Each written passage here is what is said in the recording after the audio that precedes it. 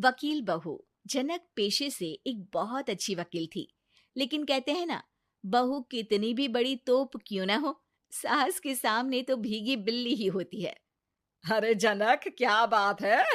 आज रोटी नहीं मिली अभी तक। ये तेरा कोर्ट नहीं है जो आज फैसला ना हुआ तो कल की तारीख मिल जाए। रोटी तो रोज वक्त में चाहिए। हाँ। माँ जी, रोटी तो कब की बन गई। मैंने आपको कहा तो खाना खाने के लिए, आपने शायद सुना नहीं होगा। ओहो हो, जज नहीं हूं मैं तेरे कोर्ट की, सास हूं सास। कोई दलील फालतू की मत देना यहाँ।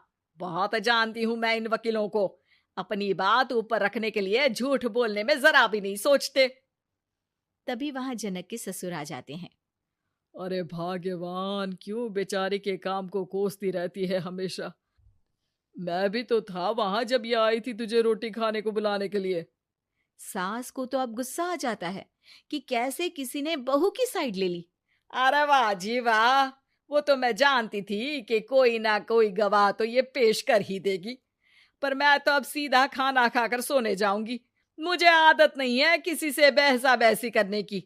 पता नहीं कैसे ये वकील इतना दिमाग लगाकर खुद तो झूठ बोलते ही हैं, साथ में झूठे गवाह भी ले आते हैं। जनक को सास के ताने सुनने की अब आदत सी पड़ जाती है। एक दिन जनक वकील की ड्रेस पर काला कोट पहनकर कोर्ट के लिए निकल ही रही होती है कि अरे कहाँ चली काला कौवा बनकर? टोक दिया ना। अब कोर्ट तो वकील वाली ड्रेस पहनकर ही जाऊंगी ना। वाह भाई वाह, दामिनी तो मैंने भी देखी है। सन्नी पाजी ने ऐसा ही कोट पहना था और कहा था कि तारीख पर तारीख, तारीख पर तारीख। मतलब कि कोई बात करनी है तो बोलिए, वरना वक्त नहीं है मेरे पास खराब करने के लिए। अरे पता नहीं तुझ में क्या देखा मेरे बेटे ने, सारा दिन वकीलों वाली बहस करती है, भोली भाली सास के साथ। अच्छा सुन, जो इतनी बहस मेरे आगे करती है ना, जरा अपने बॉस से कर ले, जो 1 साल भी ना हुए तेरी शादी को और काले कपड़े पहना दिए।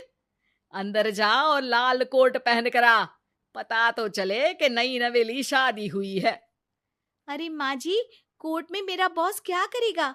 ये तो पूरे देश की ड्रेस है वकीलों के लिए। लेकिन सास तो ठहरी सास। अच्छा, तो कोई जरूरत नहीं है 2-4 साल कोर्ट जाने की। शादी थोड़ी पुरानी हो जाए तब इजाजत दे दूंगी मैं तुझे काले कपड़े पहनने की। अब क्या था, मन मारकर जनक को लाल रंग का कोट पहनकर कोर्ट जाना पड़ता है। उसके जाने के बाद आहा, बढ़िया, ये पूरे देश की ड्रेस की बात करने वाली। अरे पहना दिया ना लाल कोट। अब सास आए दिन या तो जनक को उसके काम का ताना देती या फिर उसका काम छुड़वा देने की धमकी। तंग आकर एक दिन जनक पति से कहती है, मैं सोच रही हूँ कि कोर्ट जाना बंद ही कर दूं। अरे क्यों यार, इतना अच्छा करियर है, क्यों छोड़ने की सोच रही हो? अरे लाल रंग का कोट पहनकर जाना पड़ता है। हर बात पर सास ताना देती है कि वकील तेज होते हैं, सवाल जवाब करते हैं, झूठी दलीलें देते हैं। अरे तो ठीक है ना, वो जो कहती है अपनी समझ से कहती है, लेकिन तुमको तो पता है ना कि सच्चाई क्या है। जनक को पति की बात से हौसला मिलता है कि तभी घर पर कुछ लोग आ जाते हैं। अरे आइए आइए पंच साहब, कैसे आना हुआ? अरे भाई साहब, सुना है कि आपकी बहू वकील है। तभी वहां सास आ जाती है। हाँ है तो, लेकिन क्या हुआ? फिर कहीं बहस कराई क्या? अरे हम तो खुद दुखी है उसके व्यवहार से। अरे भाभी जी, आपको तो पूरा मोहल्ला जानता है कि आप कितना बोलती है। फिर हम यहाँ बहू रानी की कोई शिकायत नहीं, बल्कि अपनी परेशानी लेकर आए हैं। ससुर जी खुश हो जाते हैं। हाँ हाँ, मैं अभी बहू को बुलाता हूँ। जनक वहां आती है, सबको नमस्ते करके बैठ जाती है। बहू रानी, हमारे गांव में बड़ी मुसीबत आ गई है। अब तो पूरे गांव की जिम्मेदारी मानो तुम्हारे कंधों पर है। अरे ना ना, इससे तो घर की जिम्मेदारी पूरी नहीं होती, ये गांव की जिम्मेदारी क्या लेगी? भाभी जी, आप चुप हो जाओ। यहाँ पढ़े लिखे लोगों की बात हो रही है। आप जाओ, जरा रसोई से सबके लिए चाय लेकर आओ। मैं कॉफी लूंगी। हाँ हाँ, वकील साहिबा के लिए कॉफी।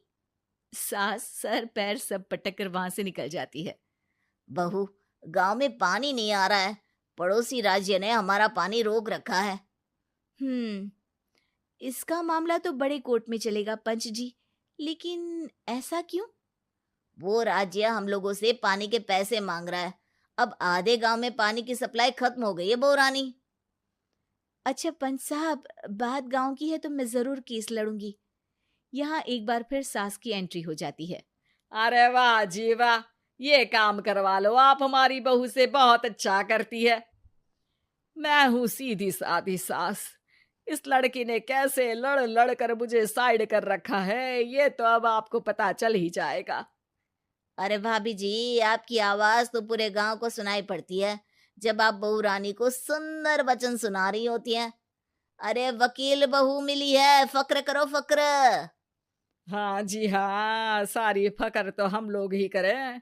खैर, अब जो केस लड़ेगी और पानी गांव में आ जाता है तो पंच साहब लिख कर देना होगा कि हैंड पाइप में सबसे पहले मेरी बाल्टी और घड़ा भरेगा।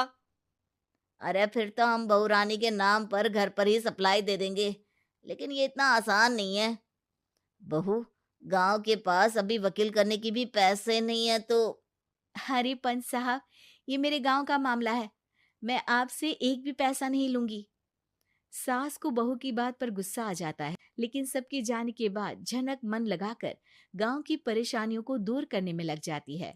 और वो दिन भी आता है कि झनक केस जीत जाती है। अरे आज तो प्लम्बर आकर घर तक पाइप लगा गया है। खुश हो जाओ, मेरे कारण तुम लोगों को घर के अंदर ही पानी मिल जाएगा।